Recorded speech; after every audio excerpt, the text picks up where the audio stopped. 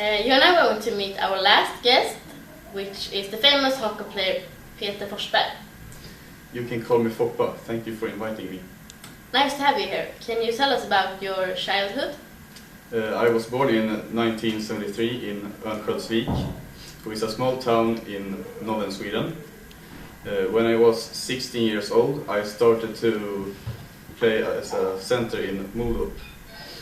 But after about 5 years there, I started to play in NHL for Quebec Nordiques. Okay, have you played in other clubs? Yes, I have played in Colorado Avalanche, Philadelphia Flyers and Nashville Predators. Have you won any big prizes? Yes, I have won 2 Olympic golds, 2 World Championship gold medals and 2 Stanley Cup. Interesting.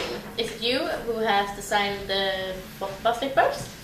No, but I have the right to import and sell the Crocs shoes, and it's the reason why these shoes have become known as Foppa slippers. Cool, nice to meet you. Yeah, thank you. Thank you.